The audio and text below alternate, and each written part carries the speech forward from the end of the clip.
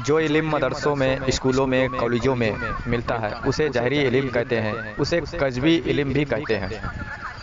और ये इल्म आखिरी मंजिल पे साथ छोड़ देती है। और जो इल्म आखिरी मंजिल पे साथ छोड़ दे, ऐसे इल्म दो कौड़ी के होते हैं। ऐसे इल्म की कोई बिसात नहीं, कोई हकीकत नहीं होती। आखिर मानो में जो खुद में पाया गया इल्म है वही नायाब और कीमती इल्म होगा। और जो इल्म स्कूल, मदरसों से, कॉलेजों से हासिल होती है, इससे कतई खुद को पहचान नहीं पाएंगे, ना जान पाएंगे। और जिस इल्म से खुद को जाना ना जा सकता है, पहचाना नहीं जा सकता है, वो इल्म खुद की ला इल्मी को छुपाने की जरिया है। मतलब अपनी जिहालत को छिपाने की एक जरिया है।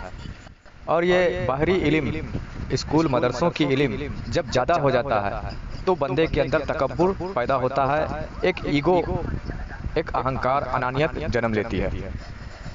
और जब खुदी की इल्म जानते हैं, अंदर की इल्म, बातनी इल्म जब हमारी बढ़ जाती है, तब जाकर हम पैदा होते हैं। और अहले तरीक़त जो होते हैं, सूफिया इकराम जो होते हैं, वो खुद की जो उनकी सबसे बड़ी जो खता है, जो वो खुद को बहुत बड़ी खता जानते हैं, समझते हैं, वो ये है कि खुद को भूल जाना। और खुद को भूल जाना यानी कि खुदा को भूल जाना है। और ये दुनियादारी के हिसाब से खुदा को भूल जाना है। दुनियादार क्या करते हैं? नमाज़ों के ज़रिए, रोज़ों के ज़रिए, तस्बीहों के ज़रिए वक्ती तौर पर खुदा को याद करते हैं।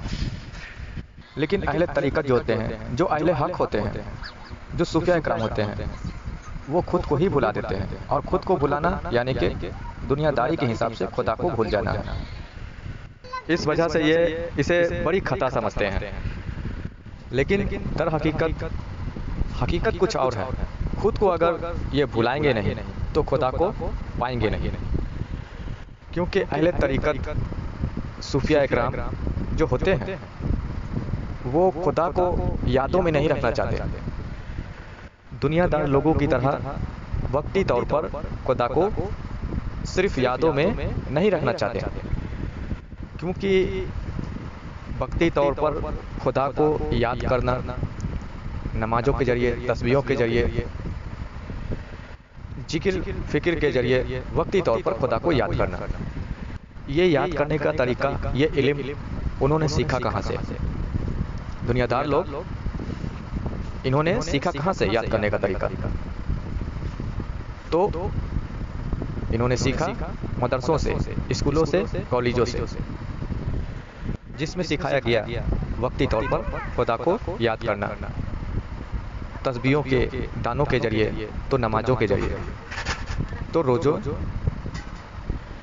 और हज के ज़रिए। लेकिन आखिरी वक्त में इस दुनियाए फ़ानी से कूच फरमाने के बाद जब ये इल्म नहीं ठहर सकता, तो वो वक्ती तौर पर की जाने वाली यादें इलाही वो भला कैसे ठहर सकती है? वो भला कैसे काम आ सकती है? और जो इल्म हमारे अंदर के अंधेरे को मिटा ना सके, ये इल्म सहरा में नज़र आने वाले उस पानी की तरह होता है, जो नज़र तो आता है कि है, पर प्यास बुझा नहीं सकता। ये सहराए पानी किसी की प्यास नहीं बुझा सकता। ये एक नज़र का धोखा होता है। बाहरी इल्म, मदरसों और स्कूलों और कॉलेज का इल्म सिर्फ उधार की जानकारी के अलावा और कुछ नहीं। हमारा दिमाग बाहरी इल्म की जानकारियों से कितना ही क्यों ना भर जाए, पर हमारे अंदर वो अंधकार बनी रहती है। हम अंदर से कोड़े के कोड़े ही रहते हैं। ये ज़ाहिरी इल्म हमें मौलवी, आलिम, मुफ्ती होने का वहम तो दिला सकता है, एक बड़ा ज्ञानी होने का भी वहम हमें दिला सकता है। ऐसी इल्म हासिल करके खुद को साहिबे इल्म का दावा तो कर सकते हैं, पर महज ये भ्रमित करने वाला इल्म है। इस इल्म से हम लोगों को तो लुभा सकते हैं, पर अपने अंदर के अंधकार को छिपा नहीं सकते। अपने अंदर के जो कोरेपन है उसे छिपा नहीं सकते। और हकीकी इल्म वही है, वो बातनी इल्म, जिससे हम खुद को जान सकते हैं। खुद को जानना ही खुदा को जानना है। और जिस इल्म से हम खुदा को जान सकते हैं, दर हकीकत वही इल्म हक है। और यही इल्म हकीकी की रोशनी हमारे अंदर के अंधकार को मिटा सकती है, हमारे कोरेपन को, हमारे अंदर के खालीपन को नूरे इलाही से भर सकती है। इसीलिए वलियों ने, सूफिया इकराम ने ये बात फरमाया कि जो इल्म तुमको खुदा तक ना पहुंचा सके वो इल्म बल्कि इल्म नहीं, वो हिजाब अकबर है। हिजाब अकबर समझते हैं ना, सबसे बड़ा पर्दा है वो इल्म। जो इल्म तुमको खुदा तक ना पहुंचा सके वो हिजाब है, हिजाब अकबर है, यानी सबसे बड़ा पर्दा है ये इल्म अल्लाह और बंदे के दरमियान, जो खुदा की जात तक ना पहुंचा सके। सिंपल सी बात है, खुद को जानने के लिए हमें भीतर की ओर रुख करना पड़ता है, अंदर की ओर झांकना पड़ता है, यानी कि अंदर की इल्म, रूहों की इल्म हमें हासिल करनी पड़ती है खुद को जानने के लिए। और खुद ही की जान से ही खुदा की पहचान है। और बाहर की जान के लिए, बाहर की पहचान के लिए हमें मदरसों की, स्कूलों की इल्म हासिल करना पड़ता है। जब हमें ये बाहरी इल्म हासिल करने के बाद हमें बाहरी दुनिया के लोग तो नज़र आते हैं, दूसरे लोग तो नज़र आते हैं, सब नज़र आते हैं सिवाय खुदी के, सिवाय खुदी के बाकी सब नज़र आते हैं। और अगर हमें खुद को देखना है, खुद को जानना है, समझना है, तो फिर बाहरी नज़र हमें मोड़नी पड़ेगी, दूसरों के ऊपर से नज़र तो हटाना ही पड़ेगा। जब तक बाहरी इल्म हमारी दिमागों में भरी रहेगी और बाहर के लोग हमारी नज़रों में समाये रहेंगे, तब तक खुदी के ऊपर से नज़रें हमारी हटी रहेगी। और खुदी पर नज़र डालने के लिए, खुद को अपनी नज़रों में समाने के लिए हमें दूसरों से अपनी नज़रें खाली करनी पड़ेगी, बाहर के नज़ारों से अपनी नज़रों को हटाना ही पड़ेगा।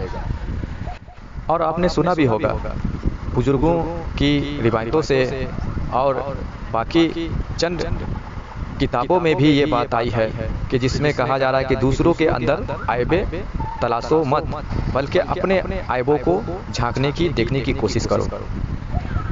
तो यही वजह है कि अपने ऐबों पे हमारी नज़र नहीं पड़ती, अपने आप को नहीं देख पाते, बल्कि दूसरों के ऐबों को तलाशते हैं, दूसरों के ऊपर हमारी नज़र होती है। तो बाहर की दुनिया पर दूसरों पे नज़र होने की जो वजूहात है वो यही है। तो ये इल्म बाहरी हासिल करने की वजह से जब तक हमारी नज़रों पर, हमारी आंखों पर दूसरों के अक्स नज़र आ रहे हैं, तब तक हमारी आंखों पर खुद के अक्स नज़र नहीं आएंगे।